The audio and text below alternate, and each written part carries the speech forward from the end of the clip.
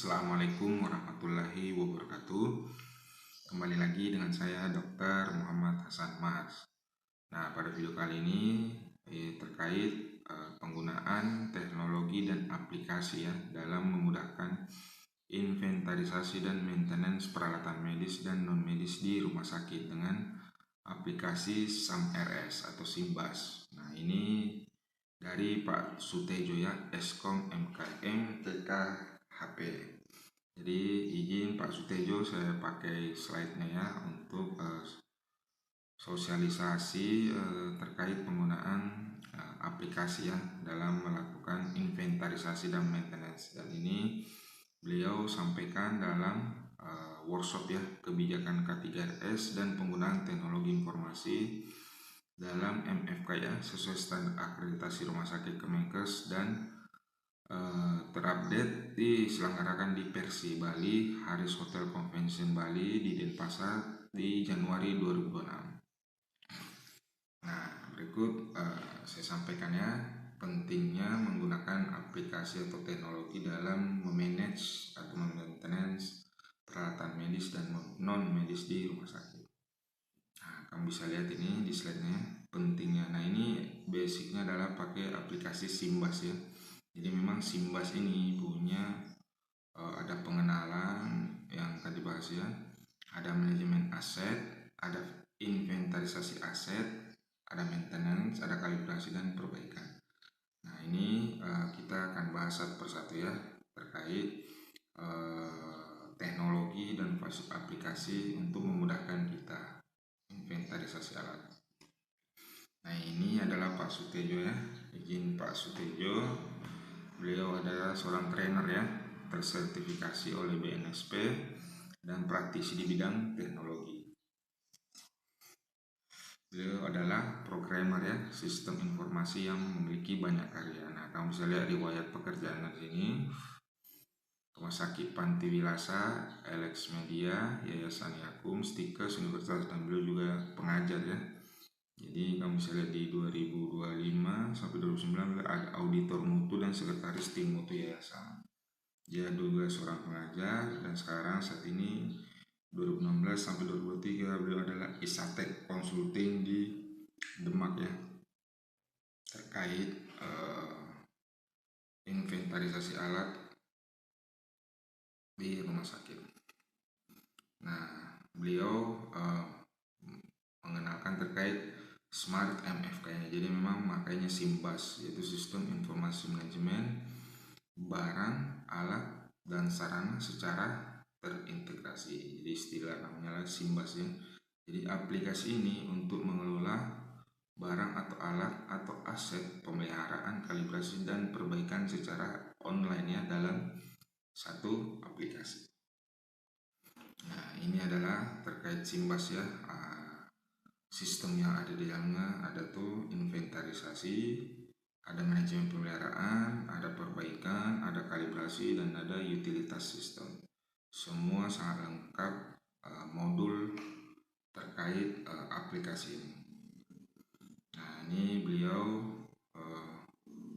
mengenalkannya, dikembangkan dan dijelaskan kepada seluruh petinggi-petinggi di salah satu hotel di Demak. Ini ya, manajemen aset itu dari GIMA, sebuah ilmu maupun seni yang di dalamnya terdapat berbagai panduan ya dalam pengelolaan kekayaan atau sumber daya yang dimiliki suatu entitas. Jadi proses kegiatan ada merencanakan, mendapatkan, menilai, mengoperasikan, memelihara, membaharukan, dan menghapuskan. Nah, dari Danilo Lemer silakan ya terkait metodologi yang bisa kita gunakan secara efisien yang adil dan mengalokasikan suatu sumber daya. Jadi ini salah satu pengertian manajemen aset dari Danilo dan Lemer. Nah, ini terkait modul ya. Yang pertama itu memang modul kode barang ada dari Permendagri dan Permenkes ya. Ini sudah jelas terkait manajemen aset. Nah, dari Permendagri Di sini ada ruang lingkupnya, ada kodifikasi barang, kode lokasi, dan kode register. Ini dari Menteri Dalam Negeri. Nah, ada di pasal 3 ya, kamu bisa lihat terkait kodifikasi ada kodifikasi barang, ada kode akun, kode kelompok, jenis, objek, rincian, sub rincian objek, dan kode sub rincian objek barang. Nah, di Permendagri ya, kamu bisa lihat ini contoh-contohnya ya terkait manajemen aset. Ada satu angka level 1, 2 sampai 7. Nah, misalnya level 1 menunjukkan akun, 2 kelompok, level 3 jenis, level 4 objek, level 5 rincian objek, 6 rincian subobjek, dan 7 sub objek. Nah, ini pentingnya manajemen aset ya. Jadi harus pencatatan dari regulasi Permendagri. Nah, ini contohnya di satu sistem aplikasinya. Jadi keterangannya semua ada di dalamnya, mulai dari akun barang, kelompok barang, jenis barang, objek barang, rincian objek barang, sub rincian, dan sub rincian. Luar biasa dalam menyusun sistem ini pun dia semuanya berbasis regulasi, jadi sangat jelas terkait manajemen aset. Nah, ini salah satu contoh ya, akun barang di Rumah Sakit Panti Wilasa Citarum. Akun barang ada aset non aset. Ini uraiannya ya. Ini contoh harta, uraiannya sangat lengkap di aplikasi Simbas. Ini ada home, perbaikan, servis, kalibrasi aset, utilitas, dan sistem. Mantap sekali. Nah, ini ada asetnya, ada aset lancar, aset tetap, dan aset lainnya. Ini ada jenis barang, aset lancar ya, aset yang harus segera untuk dapat direalisasikan atau dimiliki untuk dipakai dan dijual dalam waktu 12 bulan sejak pelaporan. Ini modul daftar jenis barangnya. Nah, ini ada aset tetap, aset yang berwujud mempunyai masa manfaat lebih dari 12 bulan dan digunakan dalam kegiatan pemerintah atau di masyarakat umum. Nah, ini banyak lagi ya, lengkap banget. Ada peralatan dan mesin, gedung bangunan, jalan jejaring, aset tetap lainnya, konstruksi dalam pengerjaan, dan akumulasi penyusutan. Jadi ini ya, aset lengkap, kelompok aset yang tidak terdapat yang termasuk dalam kategori aset lancar dan aset tetap. Sangat lengkap, silakan ya. Nanti saya akan bagikannya ke deskripsi video saya dan kamu bisa baca-baca terkait paparan PPT dari Pak Sutejo ini dalam menyusun aplikasi Simbas. Nah, ini kami lihat contoh nama sub rincian objek barang. Ada adul volume ventilator, ventilator internal, infant ventilator, dan tester aktif. Jadi dalam menyusunnya pun semua dalam kode register sesuai dari Permendagri. Ini ada kode status kepemilikan barang, ada kode provinsi, kabupaten, penggunaan, kuasa, subkuasa, dan tahun perolehan, dan ada nomor urut pendaftaran, subrincian, objek, jenis, kelompok, dan akun.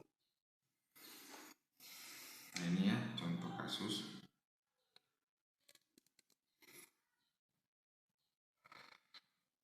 Pada tahun 2015, Dinkes Kode Pengguna Barang Provinsi X telah melakukan pengadaan kendaraan dinas dengan tipe station wagon dan sesuai batas kapitalisasi.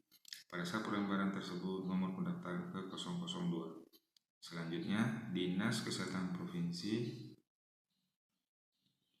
dapat memberikan register barang sebagai berikut.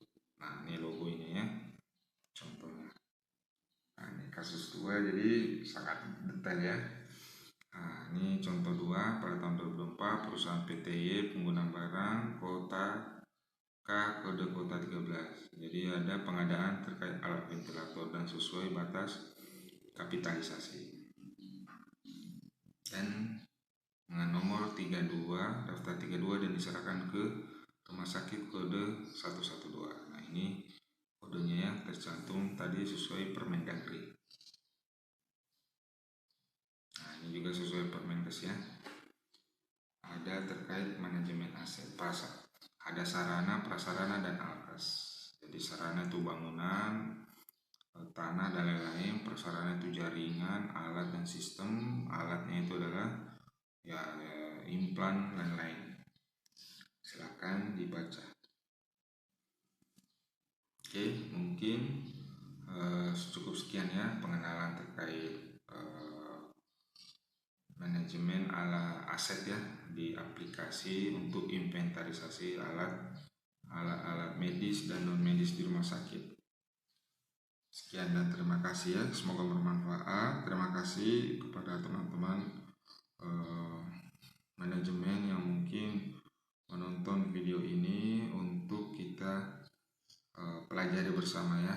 Dari Anda bisa buat sendiri di internal tapi secara manual, tapi sudah ada aplikasi ataupun Anda punya sistem develop internal dari IT, silahkan. Jadi kamu bisa menjadikan ini acuan ya dalam menyusun inventarisasi alat medis.